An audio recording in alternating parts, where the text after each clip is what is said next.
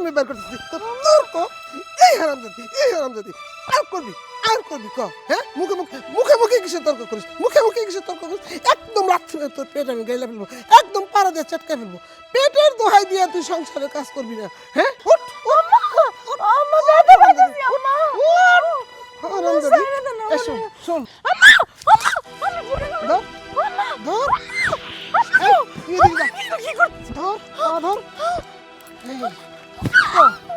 আর ভালাবি আম্মা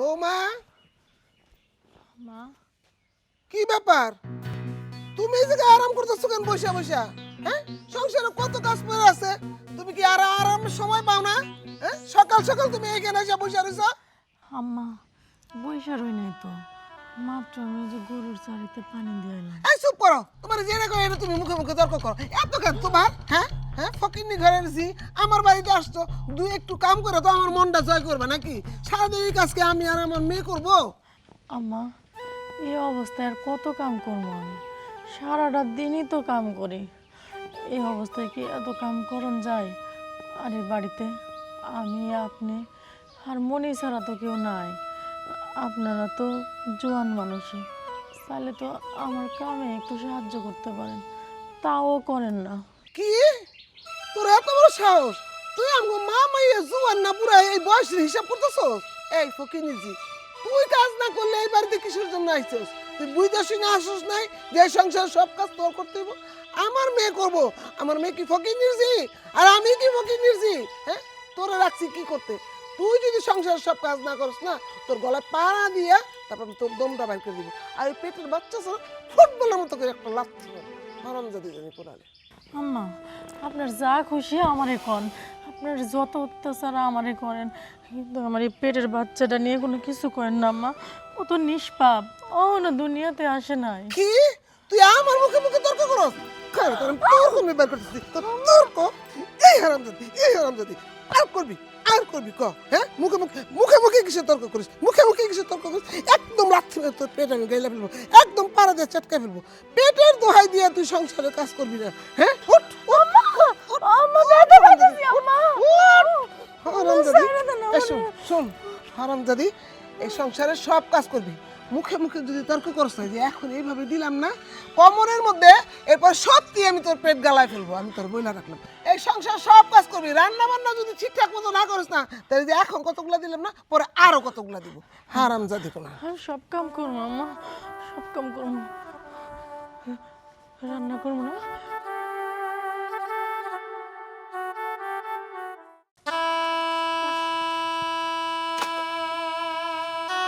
ভাবি ভাবি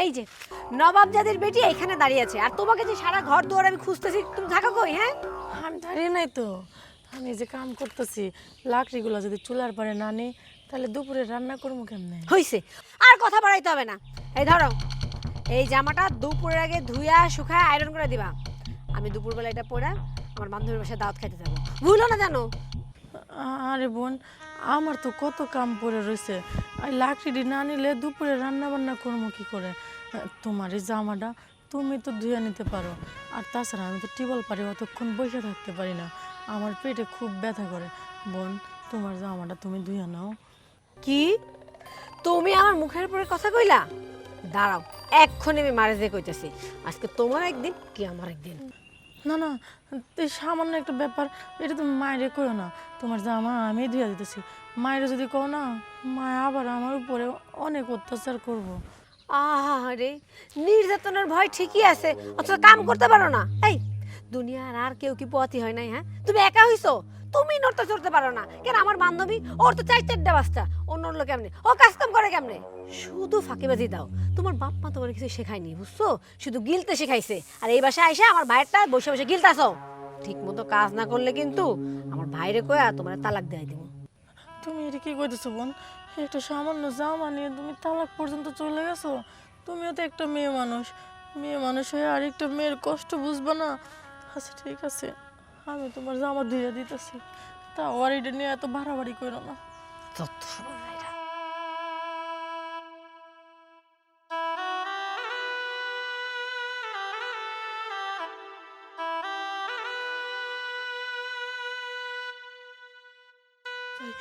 জামাটা আগে ধুয়ে দিই, এরপরে খড়িটি নেবো।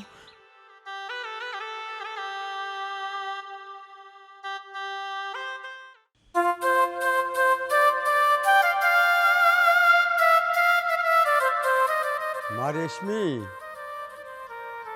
রেশমি, মা রেশমি।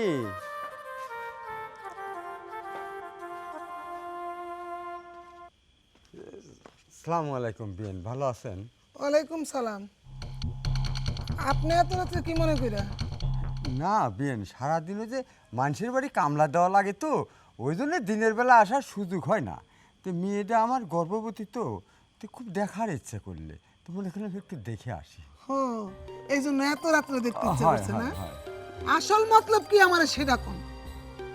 আপনি কি মনে করছেন আপনার আসল মতলব আমি বুঝি না? সারাদিন কাজকর্ম করেন, এই আর দুনিয়া কেউ সারাদিন কাজকর্ম করে না? তারা তাগর মেয়েরে দেখতে যায় না? হ্যাঁ, আপনি একদম রাত্রির বেলায় আসতে হইব। তার মানে কি কি বুঝাইতে চাইতেছেন? মানে আপনার মেয়ে পোটলা বেঁধে রাখছে, ওগুলো আপনারা ধরাই দিবে রাত্রেবেলা, কেউ যেন না দেখে, তাই না? না বিয়েন সাহেব, আপনি এরকম করে কথা করছেন কি আমার সাথে? কিরকম করে কথা বলতেছি? ও, উচিত কথা বলতেছি তো, এই জন্য উল্টা পাল্টা লাগতেছে, বুঝতেছেন না আমার কথা, তাই না? বিশ্বাস করেন, মেয়েটা দেখার জন্য না মনটা খুব কাঁদতেছিল। শুধু এক নজর দেখে আমি চলে যাব। এই শুনেন, আপনার ভূমিকা না আমি ভালো করে বুঝতে পারছি। আপনি ভালোই ভালো চলে যান, নাহলে কিন্তু আপনার লোকজনরা দিয়ে চোর বলে পিটানি খাবো। মানুষ চিনেন? হ্যাঁ, আমার কি শিখান? আমি কিছু বুঝি না? আমি ছোট খুকি, আমার নাক দিয়ে দুধ পড়ে? হ্যাঁ, চোর কোথাকার এখানে আসছে আমার ছেলের কামাই নিয়ে যাওয়ার জন্য। এই চোর, তোর কি লজ্জা করে না? এমনি তো ফকিন্নি মিসকিনি, এবারে বউ হওয়ার যোগ্যতা রাখে তোর মেয়ে। হ্যাঁ, আমার ছেলের ভুলের জন্য আজকে আমি এগুলো সহ্য করতেছি, তারপরে এত রাত্রা সৃষ্টি তোর মেয়েরে দেখার ইচ্ছে হয়েছে। আমার কি শিখাস? আমি কিছু বুঝি না? বিএন সাহেব, দেখেন আমরা গরিব মানুষ, আমরা কোনো চুরি চামারির মধ্যে যাই না, আমার কোনো লোভ লালসা নাই। আমার মেয়েটা গর্ভবতী। হয়তো আপনি আমার কোয়ের পারতেন যে আপনার মেয়ে গর্ভবতী, তাক দেখ পড়াইছেন, আপনার হাতে ফল ফুল কই? আপনি যেমন ভাবে করলেন, এভাবে কোনো মানুষের কয় না। কোনো মানুষ কয় না। তুই তো কামাই রোজগার করিস, একটু আগে বললি, তাহলে কি ফল মূল আনার তৌফিক তোর নাই? লজ্জা করে না তোর? এত মিথ্যা কথা কিভাবে বলিস? বিএন সাহেব, মেয়ের বাড়ি কিটা না চাই কিছু নিয়ে যাই। আমি তো আপনি কোলে মেয়ে, পরের বাড়ি কামলা দিই, সেখান থেকে আসতে আসতে আমার সন্দেহ হয়ে যায়। আমি বাজারে যাবার পারি নাই। বিশ্বাস করেন, আমি সত্যি কথা করছি। আমার মেয়েটা দেখার জন্য না আমার পড়াশোনা খুব কাঁদতেছিল। আপনি 2 দিন পায়ে ধরে আমার মেয়েটাকে একটু ডাক দিয়ে দেন। বিশ্বাস করেন, আমি একটু দেরি করবো না রে। একটা নজর গেলে মেয়েটাকে আমি দেখে চলে যাবো বিয়ের। এই চুপ! এক নজর দেখে চলে যাবি না? এত রাত্রে যে তুই ধান্দাবাজি করতে আসছিস, চুরি চামারি করতে আসছিস, আমি বুঝি না? না, আমার মনে হচ্ছে কি তোর থাপড়ানো দরকার। তুই ভালো ভালো যা, নাহলে কিন্তু আমি তোর গায়ে হাত তুলবো। নির্লজ্জ কোথাকার, আর কখনো এই বাড়িতে আসবি না। এক নজর দেখবে মেয়েরে, যত সব ঝামেলা।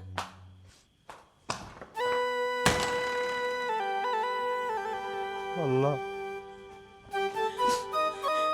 আরে আব্বা, তুই ভালো আছিস মা? তোমার না আমি কতবার কইছি তুমি এই বাড়িতে আইব না, এরপরে তুমি গেলে এই বাড়িতে আইছো। মারে, তোকে দেখার জন্য আমার মনটা খুব কাঁদতেছিল রে মা। আমার যত গালমন্দাই করুক, তাও তো আমি আমার মেয়ের মুখটা এক নজর হলেও তো দেখতে পারছি। আমার শখ মিটে গেছে মা, আমার শখ মিটে গেছে। তুই যা, আবার তো গালমন্দ করবি না। আব্বা, তুমি আমার কথা দাও, আজকের পর থেকে তুমি আর কোনোদিন এই বাড়িতে আইবে না। তুমি তো ভালো করেই জানো আমার শাশুড়ি কেমন। আমি স্যার তোমার অপমান সহ্য করতে পারি না আব্বা। আরে গরিব ঘরে জন্মেছিস, তোর অনেক কিছু সহ্য করা লাগবে রে মা। আমি মনে মনে প্রতিজ্ঞা করি আসবো না, কিন্তু যখন তোর কথা মনে হয় রে মা, তখন আমার অন্তরটা ফাটে যায়। আমি না আসে আর থাকবে পারি না। আমি তোকে দেখেছি মা, আবার তোর শাশুড়ি দেখলি আবার আমার ধরবি।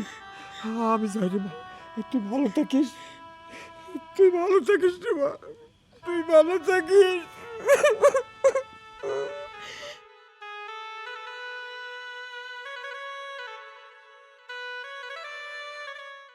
আরে আরে মা, কি করতো রাতের বেলা আমাকে কোথায় রেখে নিয়ে যাচ্ছ? এই চুপ, রাতের বেলা কোথায় নিয়ে যেতেছি? ঘরের মধ্যে জানিস না, যা বলবো সব ও শুনবে, এই জন্য তো এখানে নিয়ে আসলাম। আচ্ছা বলো, কি বলবা? আরে তুই তো জানোস আমার আর সহ্য হইতেছে না, আমি বড় যন্ত্রণার মধ্যে আছি। আমার কত আশা ছিল যে আমার ছেলেরে আমি বড়লোক বাড়িতে বিয়ে করাবো, সুন্দর বউ আনবো। আমার কোনো মনের আশাই মিটতো না। ওই রাক্ষসী যেহেতু আইসা পড়ছে, ওর যেহেতু আমার সহ্য হইতেছে না, আমি চাই ওর যেমনি পারিস এই বাড়ি থেকে বিদায় কর। তোমার একা কি সহ্য হচ্ছে না? আরে আমারও তো সহ্য হয় না। কোথা থেকে না কোথা থেকে উড়ে এসে জুড়ে বসে আমাদের উপর, সংসারের উপর কব্জা করে আছে। আরে আমিও তোরে দেখতে পারি না। এই জন্যই তো বলতেছি, যেভাবে হোক একটা বুদ্ধি বার কর, এটা আইনের বাড়ি থেকে বিদায় কর। আমার আর ভালো লাগতেছে না। বের তো আমিও করতে চাই, কিন্তু মা আমার এই ছোট মাথায় তো কোনো কিছু খেলতেছে না। কি আমার একটা মেয়ে হয়েছে, ওর ছোট মাথায় বুদ্ধি আসতেছে না। এই আমার মেয়ে হয়ে তোর মাথার মধ্যে বুদ্ধি আসতেছে না, আর আমার মাথায় তো বুদ্ধি গিজ গিজ গিজ গিজ করতেছে। যেইভাবে হোক ওই বাড়ি থেকে বের করতে হইব। ওর যত কাজ দিতেছি ও সব করতেছে, যত অত্যাচার করতেছি সব করতেছে, খাইতে দেয় না তারপরও সহ্য করে থাকতেছে। কিন্তু ওরা তো বের করতে পারতেছি না। আরে বের কর না একটা বুদ্ধি। আচ্ছা মা, দাঁড়াও, চিন্তা করতে দাও। আরে ধ্যাৎ, আমার মাথায় বুদ্ধি আসছে, তোর এত চিন্তা করা লাগবে না। কি বুদ্ধি, তাড়াতাড়ি বলো না। দাঁড়া, তোর যদি বইলেই ফেলি তাহলে সব যাই নাই ফেলবি। তোর মাথা থেকে তো বুদ্ধি নিজে থেকে আসে না। এখন আমি বলবো তুই শুনবি কেন? আমার কাজ আমারই করতে হইব। কি করবা, তা আমাকে একটু বললে কি হয়? না না না না না, এটা তো আমি তোরে এখন বলবো না। আমি এখন থেকে কাজ শুরু করব, কাজের পর দেখবি আমি কি কাজ করছি। ঠিক আছে, দেখি তুমি কি বুদ্ধি আসছো ওই শয়তানির বাসা থেকে বের করার জন্য। আরে দূর চল, এখন আমার সাথে আয়।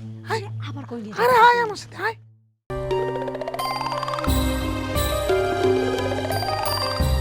বৌমা, বৌমা, কই তুমি? একটু বাইরে আসো তো।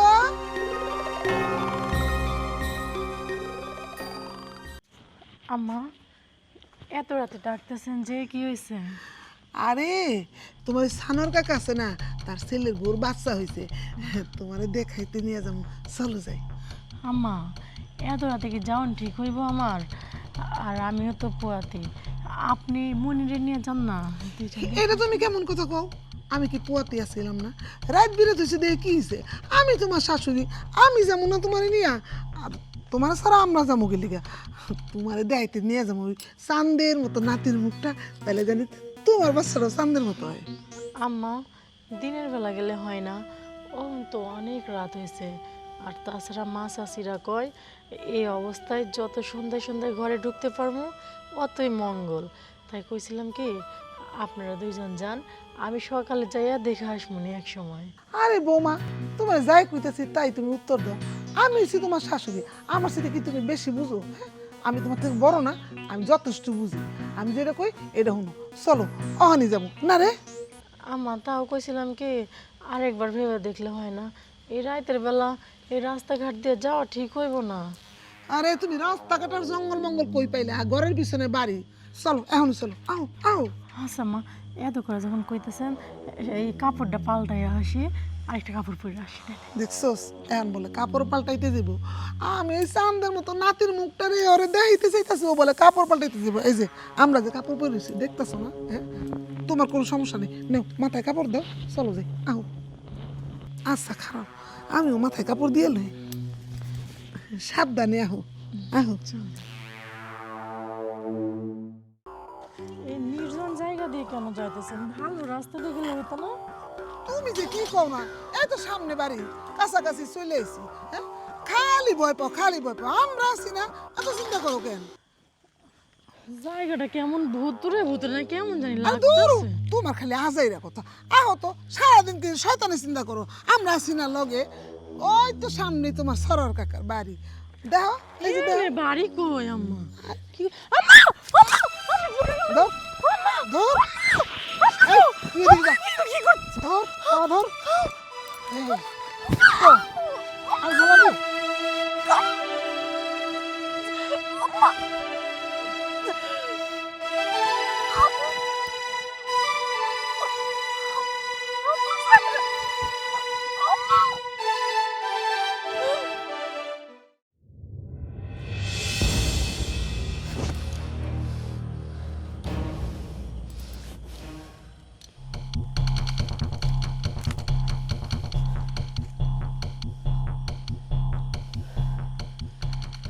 শোন, গলার কাটা শেষ, খবরদার মনে কেউ জানে না। কেউ জিজ্ঞেস করলো কবি দেখি নেই কই গেছে, হয়তো কেউ লগে গেছে গা। মা যা করার করছো, এখন কেউ দেখে ফেলানো ওনাকে, বাড়ি চলো। আরে ওদিকে,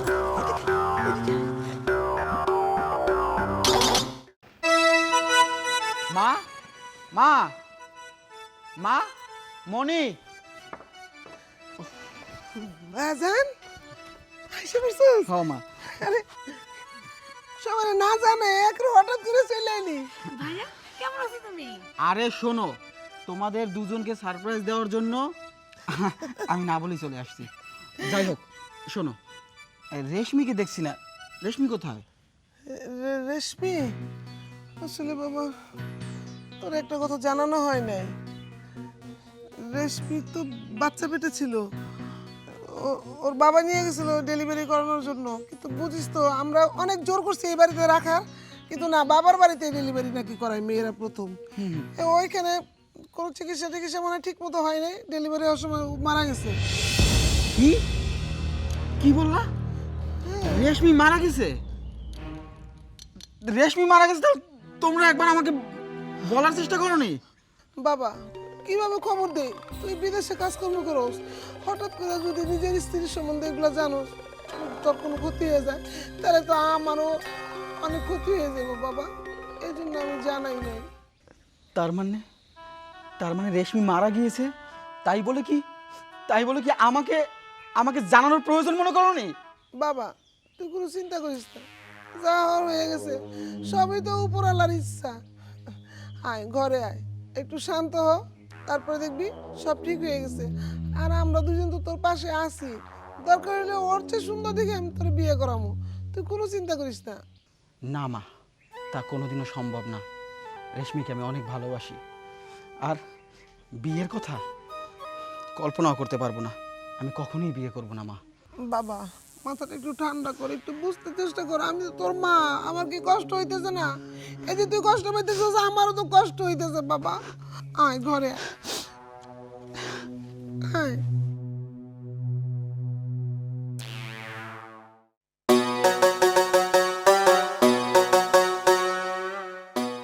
আর রাজু, বন্ধু কেমন আছো বন্ধু? আছি ভালো আছি, তুই কেমন আছিস?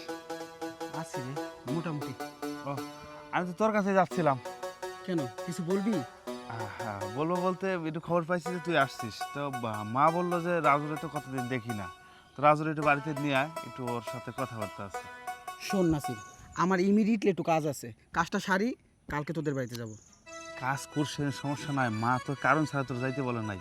মা অবশ্যই বলছে যে রাজুরে যেখানে পাবি সেখান থেকে নিয়ে আসবি। আচ্ছা বন্ধু, তুই যেহেতু এত করে বলছিস, ঠিক আছে চল বন্ধু, চল। চল।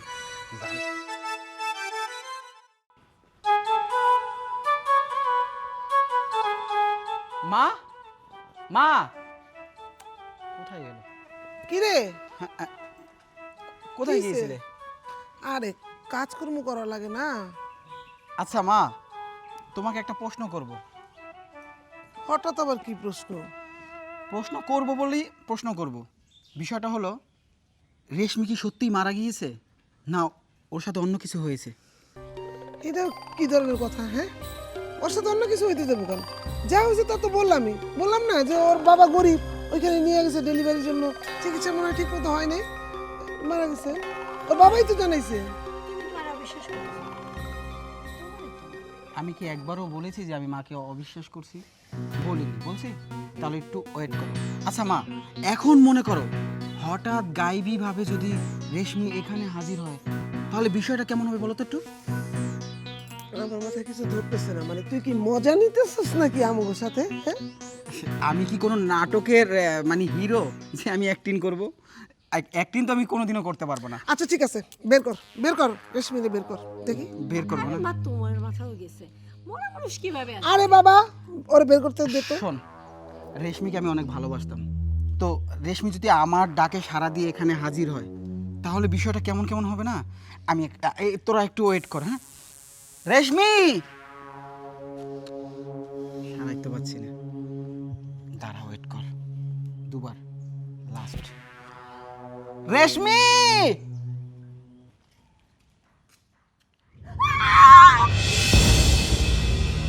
কি ব্যাপার? তুই তো আমার ভয়। রেশমি, হ্যাঁ রেশমি, সিমটি কাটো। কাটবে? সত্যি রেশমি, সত্যি কিন্তু রেশমি। মা, রেশমি কিন্তু মারা যায়নি। তাহলে ওর বাবাই তো বললো। হয়েছে মা, অনেক হয়েছে, একটু থামো। ওর বাবা তোমাকে বলেছে? ওর বাবা তোর খবরই জানে না ও কোথায় আছে না আছে। হ্যাঁ, সম্পূর্ণ একটা জাল পেতে তোমরা বসে আছো, তাই না? হ্যাঁ, নাটক করো তোমরা।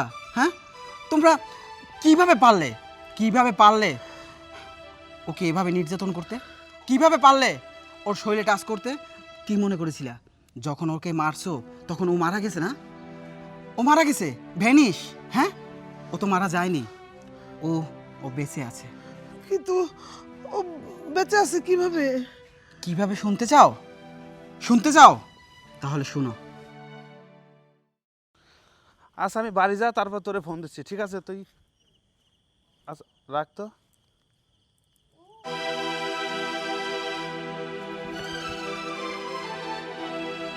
আরে এ না আমার বন্ধু রাজুর বউ, তো ওর তো এখানে পড়ে থাকার কথা না।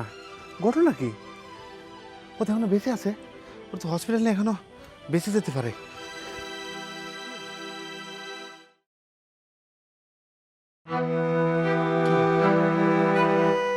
কিছু বলার বাকি আছে এখন? কি বলবে তুমি? বাবা, আমার মাফ করে দে। আহ! আমার ভুল হয়ে গেছে। তুমি আমার মা, তুমি আমার পায়ে হাত দিয়ে ক্ষমা চাচ্ছ? এটা আমি ভাবতেও পারিনি যে তুমি সন্তানের পায়ে হাত দিবে। তুমি আর মায়েরে কিছু কইও না। আসলে হয়েছে কি জানো, এই সংসারে যত কিছু ঘটে গেছে সব কিছু নষ্টের মূল আমি। যেদিন তুমি আমার বিয়ে করে এই বাড়িতে আনলা, ওই দিন থেকে আমি আমার শাশুড়ি মনে করি নাই, আমার মা মনে করছি। কারণ আমার তো মা নাই। আমার জন্ম দেওয়ার সময় আমার মা মরে গেছে। মায়ের আদর ভালোবাসা সোহাগ আমি কিছুই পাই নাই। সেদিন থেকে শাশুড়ির কাছে আইছি, মনে হয়েছে এটাই আমার মা। আমার মা আমারে আগলায় রাখবো সারা জীবন। মায়ের উপর ভরসা করে তুমি যখন আমার রাইকে বিদেশে চলে গেল, আমি দিনের পর দিন তাদের কাছে অত্যাচারিত হয়েছি, নির্যাতিত হয়েছি। আমি তো কোনোদিন তোমার লাগে আমার কথা কওয়ানোরও সুযোগ দেয় নাই। কথা কইতে চাইলেই দূর করে তাড়ায় দিছে। সংসারের যত কাম কাজ সব আমি করছি, আমায় কোনো কাম করে না। তোমার সন্তান আমার পেটে, এই সন্তান নিয়ে আমি দিনের পর দিন সব কাজ করছি। উঠান ঝাড়ু দিছি, ঘর দুয়ার পরিষ্কার করছি, রান্না বান্না করছি, এবারে ব্যাগের কাপড় চোপড় ধুইছি, সব করছি। তোমার বোন, হ্যাঁ তো তোমার বোন মনে করি নাই, আমি আমার নিজের ছোট বোন মনে করছি, কিন্তু সেও আমার কোনোদিন ভাবি মনে করে নাই। রেশমি, তুমি কাদের কি বলছো? ওরা কি বুঝবে? ওরা কখনোই বুঝবে না তোমার তোমার কষ্ট। তোমার নিজেকেই বুঝতে হবে, কারণ ওরা তো কাল সাপ। ওরা যদি কাল সাপ না হতো তাহলে তোমাকে দিনের পর দিন তারা অত্যাচার করতো না, নির্যাতনও করতো না, তোমাকে তোমাকে মেরে ওই জঙ্গলে ফেলে দিত না। ওরা হইল ডাইনি। কাকে কি বলো তুমি? বাবা আমাকে ক্ষমা করে দে, আমরা আসলে অনেক বড় ভুল করে ফেলছি। এটা মনের মধ্যে হিংসা ভর করছিল, এই জন্য এরকম করছি। ভাবছি যে গরিব ঘরের মায়া, হয়তো ওর স্বভাব চরিত্র ভালো না, আমাদের সাথে যায় না, এই জন্য ওরা দুনিয়া থেকে সরানোর ব্যবস্থা করছি। অনেক বড় ভুল করছি বাবা, আমি বুঝতে পারি না যে আমার তো ঘরে একটা মেয়ে আছে, অন্যের মেয়ের সাথে এত খারাপ করা ভালো না, উচিত না। মা, তুমি আমার মাফ করে দাও। তোমার তো মা নাই, আমি তোমার কোনোদিন কষ্ট দিব না। আর মা, আমি তোমার নিজের মার জায়গাটা পূরণ করবো, আমার মাফ করে দিও মা। আম্মা, আপনি এটা কি কইতেছেন? আপনি তো মা, আপনি সন্তানের কাছে মাফ চান, কেন আরো অপরাধী করতেছেন? আপনারা যে নিজের ভুল বুঝতে পারছেন, এতে আমি খুশি। শুধু আমারে আপনার মেয়ের জায়গাটুকু দিলেই হইব মা।